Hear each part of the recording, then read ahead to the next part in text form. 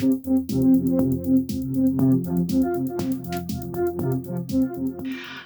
everyone, it's Elizabeth from Elpis Astrology at elpisastrology.com. Thank you so much for joining me today. And I'm welcoming all my new subscribers and viewers as well. So this video is going to be my take on the astrology for July 2024. And you know, we start off July right around the 3rd of July with Mercury in Leo opposite Pluto, which is in Aquarius. Now, when we look at it just on the surface, to have an opposition here with Mercury and Pluto really suggests that there's some powerful news that's going to be coming out our way. Maybe even some transformational type of information will be coming our way too. And if we look at maybe some individuals here, many times most astrologers will look at the sign of Leo as kind of representing kings, queens, monarchs, that kind of thing. And so I'm thinking that maybe around this 3rd of July, we could hear from maybe King Charles III. That may be some kind of announcement, very powerful transformational announcement that maybe he wants to give to his people. Alternatively, certainly, you know, the monarchy tends to a lot of times do these discussions behind the scenes, and rightfully so, before they make some announcements. But I think there's something in that realm here too. Now, there are other royal families too, so it's quite possible we will hear maybe from more than one royal family with regards to some powerful change or transformation within their group. We've got our first new moon that's in Cancer, so happy new year to all my Cancer folks. And a special happy birthday to my brother John. So this new moon in Cancer is at 14 Cancer, 23 minutes. It is on the 5th of July, 2024. And let me just get the time here. The time is going to be 3:58 p.m. And of course, that's my time, Pacific Daylight Time. It's an interesting new moon. Generally speaking, I like this new moon. I have a Cancer ascendant, and this conjuncts my ascendant, so maybe this is going to be some new start for me too. And certainly if you do have something around that 14-15 degree of Cancer in your own personal chart, this could be a whole new beginning in a whole new year for you. Right, so we've got Venus in Cancer as well, and Venus will be sextiling Uranus. So this is some surprising, potentially at an individual level, surprising, unexpected love coming into your life. Now, a sextile is a relatively, in many ways, benign sort of aspect. It's giving you opportunities. Do you want to take this opportunity or not? It can also bring some, on a more global level, bring in some opportunities for change in the money markets that we have. And, you know, if you have something around this degree, and my charts are always on this video part of it, so you can see the degrees as well. But we're looking really at the latter part of Cancer here.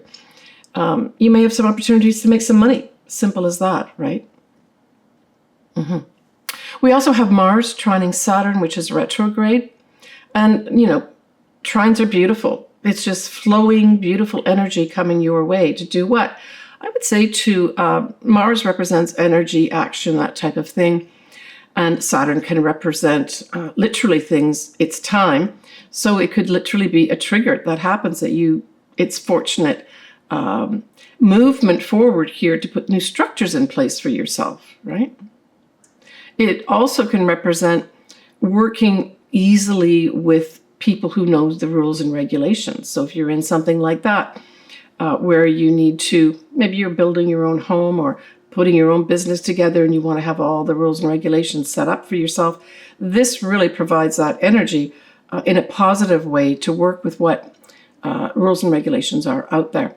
It can also be literally, some people may be building, say, a home or something like that, or building new structures around themselves. But it is fortunate with regards to taking some kind of action regarding rules and regulations, and even working with, say, someone who's perhaps a supervisor, working well with the supervisor, working well with somebody who's maybe a little more advanced than you in terms of their knowledge base. We have that Venus is sextiling Mars. And so this sets up at an individual level just some lovely opportunities to interact. Now, this could be interacting at a level of friendships, or, both Venus and Mars together are the celestial lovers, opportunities to maybe meet potential new lovers in your life on an individual level. It's males and females I'm looking at as opportunities to work together too. We're going to have, and this is an ongoing transit, by the way, the Neptune sextiling Pluto. This isn't the only time. It carries on and off for a little while. But this is like working forces working together, at a high level. And it could be even different religious factions, right? Neptune many times can represent religion, so can Jupiter. And Pluto is powerful type energy, right? Transformational energy. Could it be that many leaders in all religions come together to help transform our society in a positive way? Maybe we're yet to see that, right? Now, this Mercury is now going to be at 5 degrees of Leo. And going back to the monarchy or, the royal family, especially in the UK, this actually conjuncts King Charles's ascendant, the Mercury part of it. So this kind of goes back to what I mentioned at the beginning where, hey, we could have Charles making some kind of announcement here of some sort. But again, it could also be other things as well. But because this conjuncts his ascendant, it's pretty important. The other thing that it does, though, is that Mercury, it also squares Charles's north node, as well as his moon in the 10th house. So this could be that he has some challenges with regards to his career for some reason, right? This moon and sun also aspect Prince William's north node. It conjuncts it. And that's in his 7th house. So this is where he would be doing things with the people. Maybe he's going to be given some new responsibilities here where his destiny changes for some reason or another. We're also going to have Jupiter at this time conjunct his natal Mercury. And so this also says he himself may be making some announcements of some sort with regards to the royal family. So Cancer as an influence and an energy really refers to anything to do with motherhood, mothers, childbearing of any sort, children itself. It can also refer to at a higher level or a more worldly level, is our homeland as well. So some of these areas of life may take on some kind of new beginning at this time too.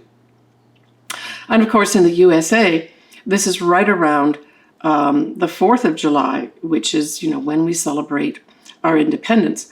And I won't forget my Canadian compatriots who actually have their day of celebration of Canada Day, and that's going to be on the 1st of July. So this new moon kind of encompasses both those celebrations, but in particular the USA.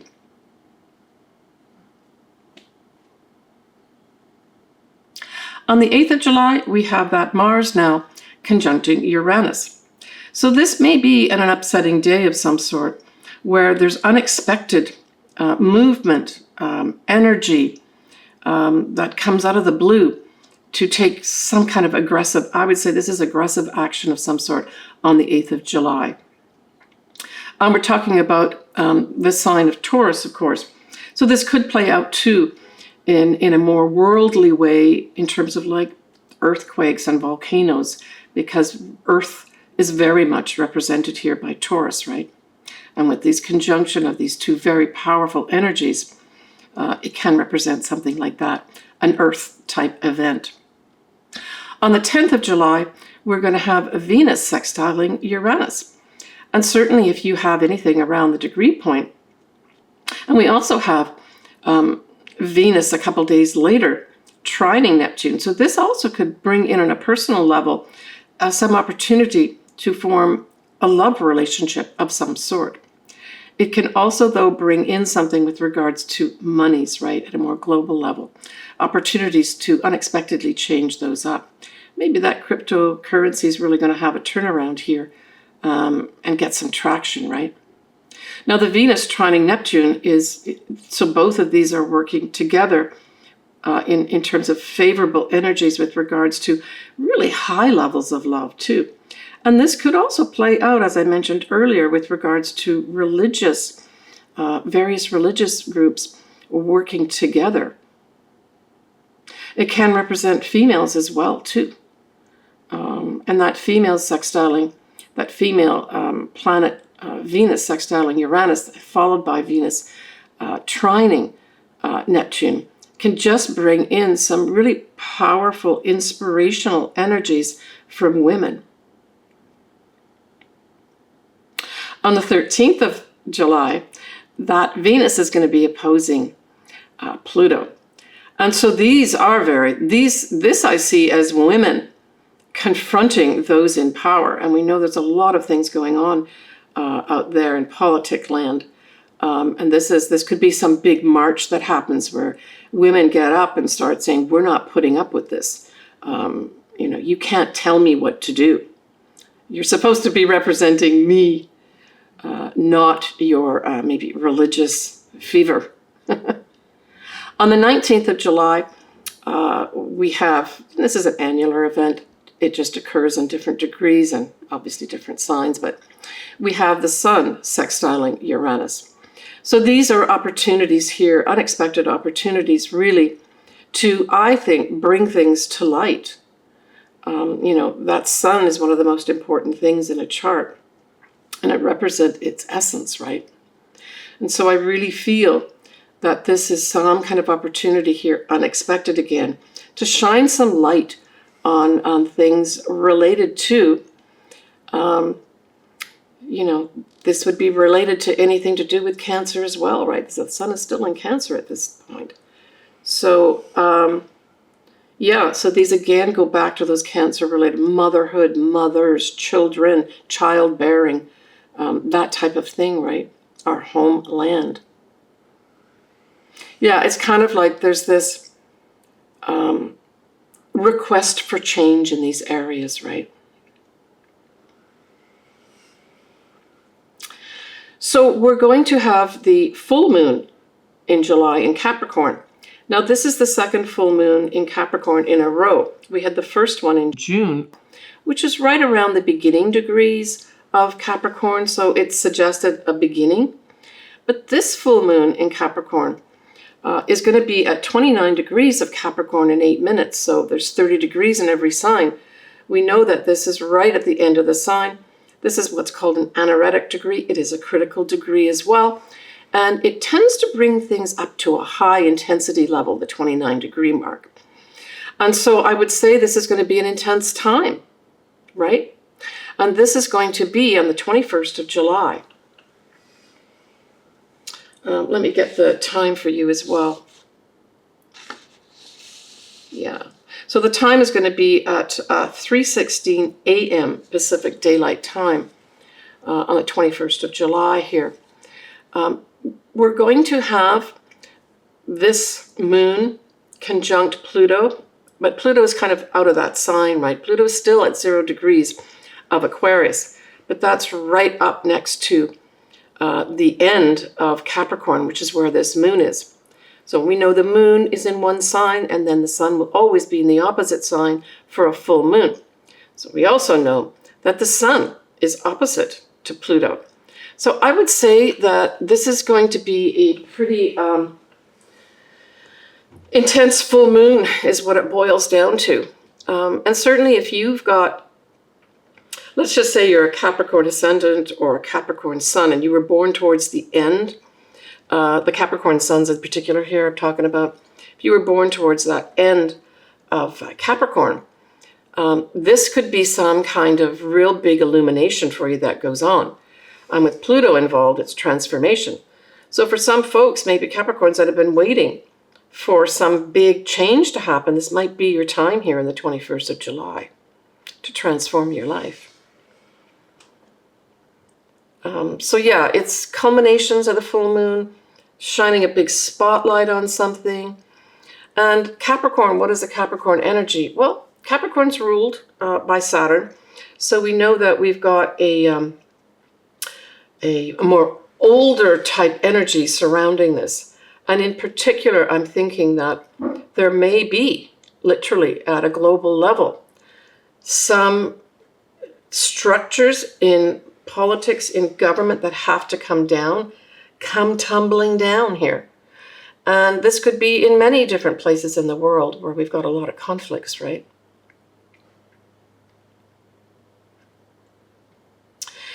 We do have that moon. It will be sextiling Neptune. That's a beautiful setup here. So the moon on a global level can represent people. And so this is people getting opportunities to have great inspiration. So maybe whatever tumbles down will provide some great inspiration for the people.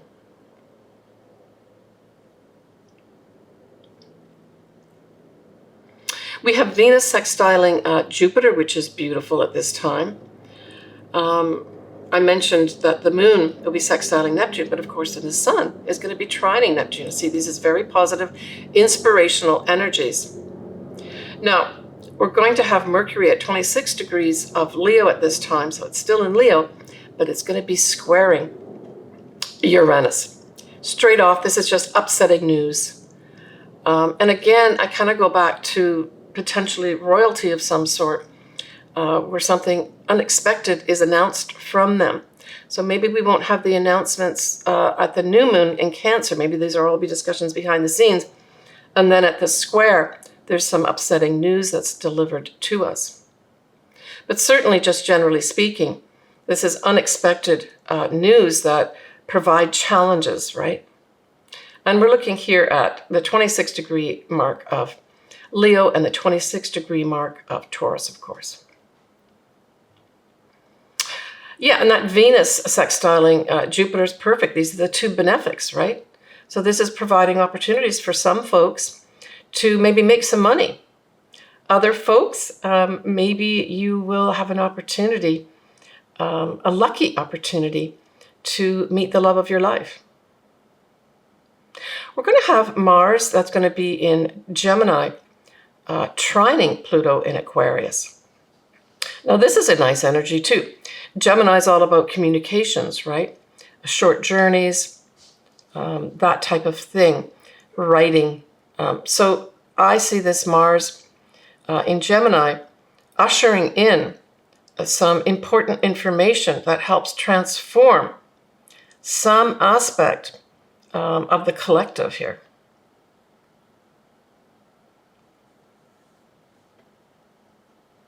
So we end July on the, well, we don't end July, but we end this last aspect on the 23rd of July, and that is going to be the Sun opposite Pluto. A very powerful time where I would say some confrontations are going to be happening here with regards to people in power, just generally speaking, right? All right, when we have a little bit of a peek at August, we're going to have a Mercury retrograde that will start at 4 degrees of Virgo. And actually, going back to King Charles here, it's going to be conjuncting King Charles's Saturn in the second house. So there may be another iteration of something coming out from the royal family. We're going to have a new moon in Leo, and I really like that new moon towards the beginning of the month of August. And then we're going to have a full moon, which is actually going to be at 27 degrees of Aquarius. And that's going to be providing a square with Uranus. So that's going to be some important information that's going to come our way. I'll talk more about it in my August video. So let's move on to the horoscopes for your either using your Ascendant and or your Sun. Both are important in the chart. You choose whatever resonates with you, right? So Pisces, that new moon is in a fellow water sign. It trines your sign. And we have it in your 5th house, right? And we know that Venus is also in Cancer at that new moon. So, hey, this could be for some Pisces, a new love comes in your life. Boom. New money comes in your life. So with that influence of Venus, Venus can be women, literally. It can be money. It can be love. And certainly the 5th house, one of the energies is new love and true love. So yeah, Pisces, if you're looking for new love, this is a great new moon to bring those types of energies in for yourself. Great time, actually, if you are doing something like that or trying to attract in, I would say a vision board, putting together how you want to feel with this love that you want in your life, that you want to bring in. And Venus also is an energy of attraction, right? Attracting in. So you could be attracting in these things. When we talked about it, right? Money, women may be fortunate, and love could come in. Now, the 5th house also does rule children. So there could be some favorable new starts with regards to your children. And maybe there'll be some Pisces that literally get pregnant at this time and or give birth. Starting a new business, maybe just after the new moon, would also be favorable, especially with Venus cozying up here with a wide conjunction with this new moon and sun. Creative projects. So there may be some Pisces that have a creative project awarded to them of benefit that has some money attached to it. When we look at that full moon, it forms a sextile with you, Pisces, and involves your 11th house. So at the new moon that I just spoke about, maybe you're setting up your business.